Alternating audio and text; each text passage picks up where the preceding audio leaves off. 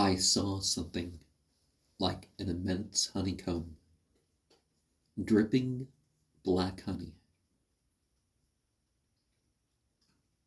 I felt moved upon and soothingly warm in spots at times during the final reading. And there was a pressing inwards.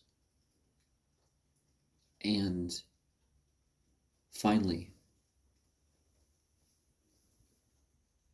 euphoria blasted, pouring down me, relaxing, relieving pain. And a second thing that occurred in the initial vibrations, which were of the portion between dusk and dawn. By that I mean no twilight time. And there was something mechanical, metallic colors. I couldn't quite describe what it was. And some green and blue more filled the room as that initial set of verses and such came to a stop. Some may say that we are not as special as we think, but perhaps, stripped of idealism, we can accomplish more than we ever thought we could accomplish. And we can understand the beyond of the myths. And certainly there are teachings out there in the various religions that the world would be better if people followed. The Sefer HaZohar has some things in it that were probably never intended to be literally understood.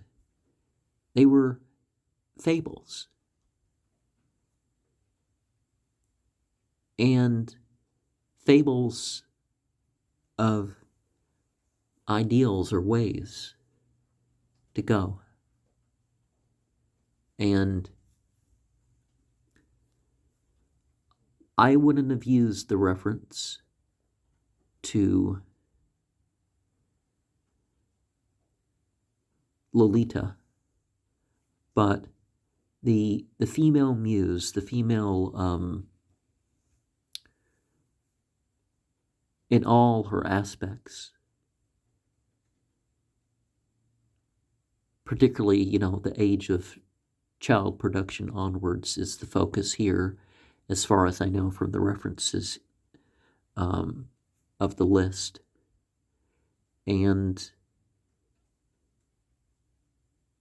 so accepted in all the variety, not just, as the Christians would like to focus on the Virgin and all that. And we have a Eucharist. And I liked the diagram. I've used something based on the diagram of, how to set up the ritual before. I think you saw it in the spring equinox ritual. The oracles were long awaited, and we'll consider those more in the future, but the point is that one's own spiritual beliefs, one's own spiritual practices, these things relate far more to how things are going to play out, how the meaning and the events are, than any particular arrangement. Just like astrology. Astrology is saying stuff with the stars. It doesn't per se make things happen, but your own ritual use of it can certainly make things more likely, right? And Frater Solomon is, of Jewish and French origins. And people say the Spanish French sort of Jew came from the 1400s, from the Afghanistan area, and it's like, how does that not support the Khazar theory that the manuscripts and everything else supports? It's not, because some people are going to say that it's not the Jews as a whole people that rule the world. Definitely almost every single Jew, even the rich ones, are not, that we know about, all these celebrities and stuff. Well, not all of them, but pretty much all of them. They're not what they're talking about. And some ancient kingdom is some ancient kingdom. It's not like, so, some of those so-called conspiracy theorists go too far, or are too inclusive in their reference or whatever. But that's something different. The Eucharist listed here sort of can be considered a combination of sort of faith things. I like their Crateropoa sort of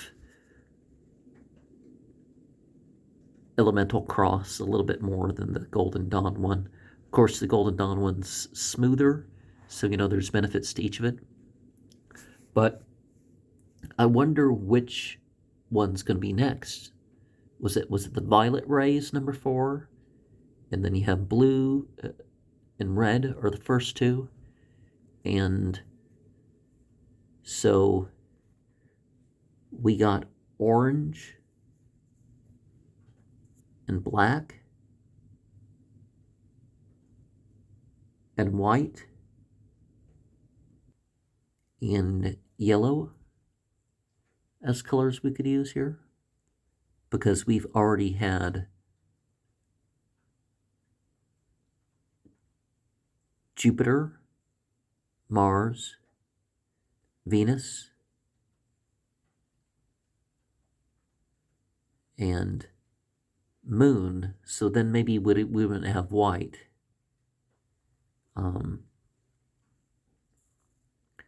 But we skipped over the Sun. We skipped over Mercury. If there's an orange, I would like to be in the I would like to have something published for the orange edition. Maybe I should try to rejoin the order, right? We have the Christian Kabbalah sort of thing by adding the sheen in the middle of Yahweh or at the end, or that sort of thing is the part of the thing. Some of the attributes of the Tetragrammaton are certainly part of Kabbalah, so post-Sufi Jewish mysticism, but it wasn't like the name Yahweh even started with the Israelites. It started with ancient Egyptians, and yes, it tended to be thought of as a particular type of Semitic entity. Deity of this that the Semites worshipped in some parts, but it's definitely a formula that's broader than that. But I don't know what he would have meant by that. And some things in, of course, the tale of the Kabbalist and his sister Rebecca refers to the things represented by the meanings involved. And, the brother that involves himself with Virgo, and the sister who involves himself with Gemini, and sort of they catch glimpses, but they don't get the full experience. And there's something to that sort of magic, yes. And the couple of sisters that was trying to seduce this one guy, if you accept Islam, we'll both be your wives. It's like, well, Islam doesn't allow sisters to marry, right?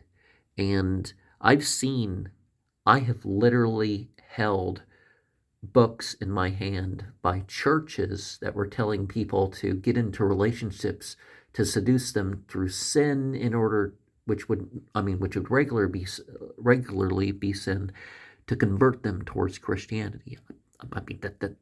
That's really what was going on. And it's sad that more and more today there's this having to hide your religion. And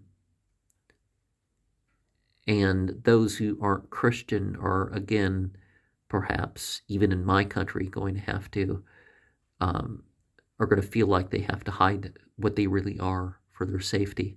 But the important thing of that is, the training people from they're very young to do rituals, to analyze the material, to know the language and stuff so they can make their own conclusions. And Frederick Adams was, of course, the founder of Feraferia, motivated by works like Robert Graves' The White Goddess, and